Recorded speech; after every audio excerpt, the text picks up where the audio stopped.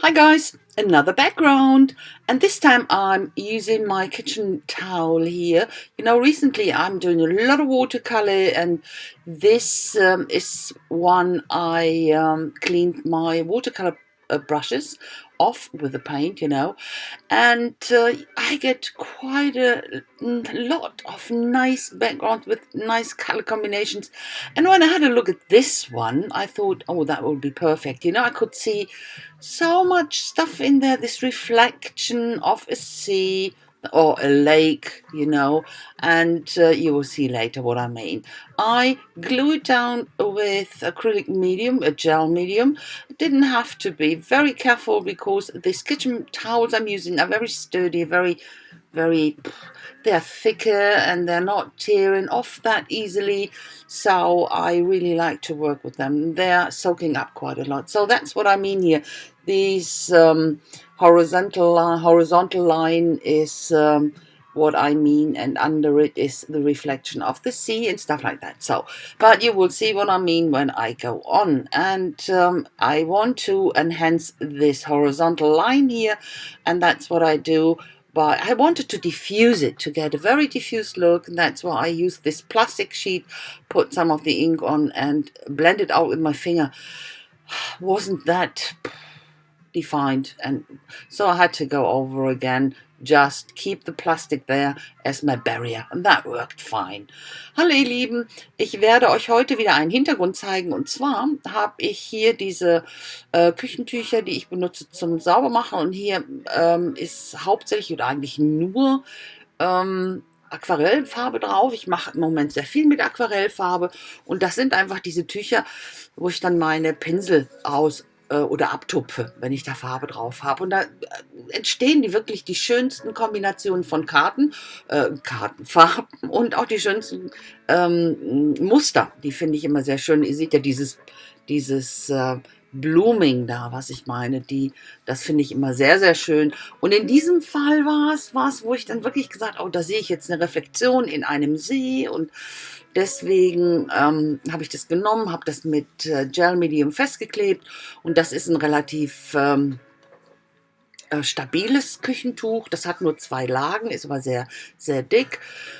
Kann man auch sehr lange mitarbeiten. Da habe ich die eine Lage abgemacht, das geht auch sehr einfach, und dann mit dem Gel Medium geklebt. Und nachdem das jetzt getrocknet ist, gehe ich los und male darauf. Und zwar, wie gesagt, ich habe schon gesagt, ich habe diese Reflexion gesehen da unten, und jetzt wollte ich einfach diese horizontale Linie noch ein bisschen verstärken. Habt ihr gesehen, habe ich dieses Plastik genommen und das von runter von dem Plastik verblenden wollen. Das war jetzt nicht so deutlich. Habe dann nochmal dieses Plastik praktisch als Lineal benutzt. Das hat dann besser funktioniert. Und habe jetzt angefangen, darauf meine Landschaft zu zeichnen.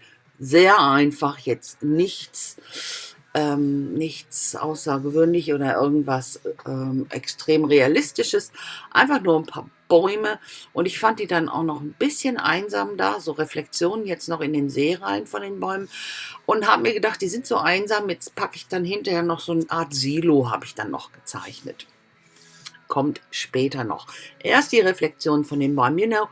I started then to draw something, and just trees, nothing extremely realistic. That's definitely not what I wanted. I'm working here a lot with my Pitt pens.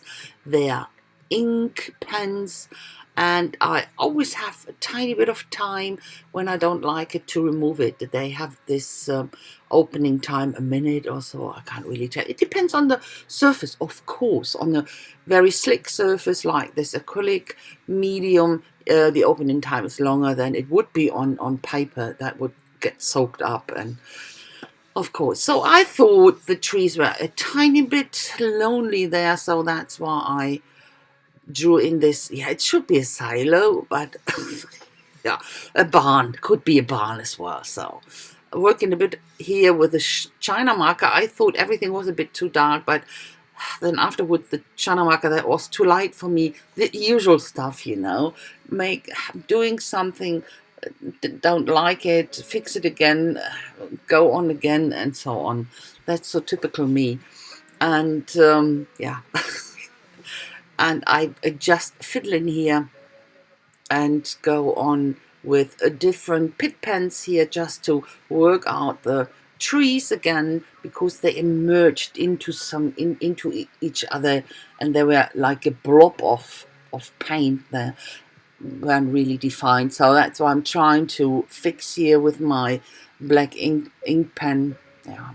Ich habe dann hier noch dieses Silo dahin gemalt, wie ich vorher schon gesagt habe. Dann habe ich mit dem China Marker da oder China Marker dann noch gearbeitet. Es war erst dunkel, dann war es mir aber wieder zu hell, und ja, und habe dann einfach mit meinem Pitt Pen hier einfach nur noch ein bisschen die Strukturen rausgearbeitet. Das war alles irgendwie so ein Konglomerat von Farbe, und ja, ich denke, das ist ganz okay. Ich wollte jetzt nicht mehr ganz so viel machen, habe jetzt hier diesen Stencil, also diese Schablone benutzt, um so ein bisschen Schrift hier und da hinzubekommen, aber so viel mehr wird es nicht geben. Auf ein Wort mache ich noch, das ist klar, aber sonst eben diese ganze, nicht mehr dieses ganze Stempeln oder so. Verstärke noch ein paar Farben hier und da, und zwar Orange und Gelb. Das war mir noch ein bisschen zu wässrig. Ich wollte eben, wie gesagt, diese Farben noch etwas definierter drin haben, weil das Grün ist ja schon sehr definiert. Und ja, benutze dafür meine Pit Pens wieder, die ich dann auch noch so ein bisschen verwischen kann. You know, you could see me using the stencil here. I'm not doing much more. I didn't want to stamp all over the piece. I think this piece speaks for itself, so I basically wanted to leave it. What I did was enhancing the tiny bit of yellow and orange that was already there, but not very defined. And I want to define it more against the very, very clear green. So that's what I did here with my Pitt pens. And now to the wood.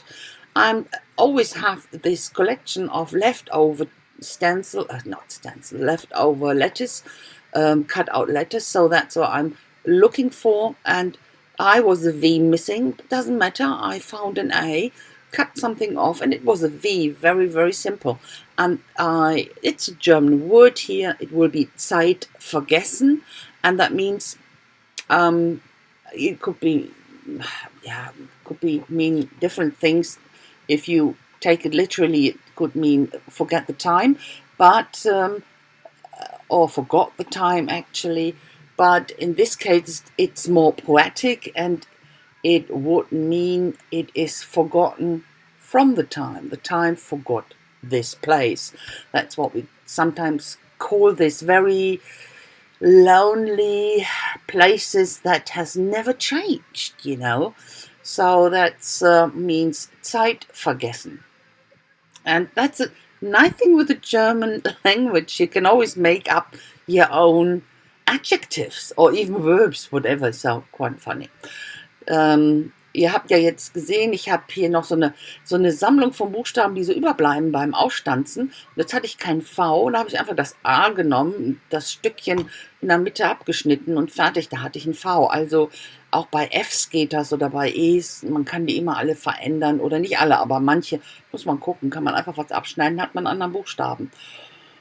Und das kann man mit M zum Beispiel oft machen, in N verändern und so weiter. So, Zeit vergessen brauche ich euch ja nicht erzählen, aber fand ich ganz passend hier für diesen Ort, der so ja, einfach aussieht, als hätte die Zeit ihn wirklich vergessen. So. Bisschen Umrandung hier noch, einfach um das Ganze ein bisschen zu umrahmen und ein bisschen mehr Tiefe in das Ganze zu bringen, und weil es dann nicht mehr ganz so offen ist.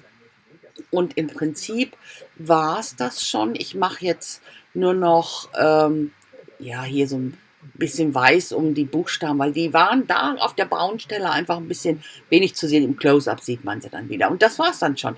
You know, I'm just trying to define this letters here. They're on the brown spot and you really can't see them. In the close-up you will. So, yeah, fiddling around. And here is the close-up already coming. Guys, I say thanks so very much for watching. I hope you like it. And if so, please leave me a thumbs up and a comment would be very much appreciated. I hope I will see you very soon with my next project. Until then, I wish you a fantastic time. Stay healthy, be careful, guys, and never forget, be creative. Bye-bye. Ihr Lieben, das ist schon das Close-Up. Ich danke euch ganz, ganz herzlich fürs Schauen. Ich hoffe, es hat euch gefallen. Wenn dem so ist, lasst mir doch einen Daumen hoch da. Und über einen Kommentar würde ich mich sehr, sehr freuen. Und ich hoffe, ich sehe euch ganz bald wieder mit meinem nächsten Projekt. Bis dahin wünsche ich euch eine wunderschöne Zeit. Lasst es euch gut gehen, passt gut auf euch auf und bleibt gesund. Und vergesst niemals, bleibt kreativ. Also macht's gut, bis dann, tschüssi.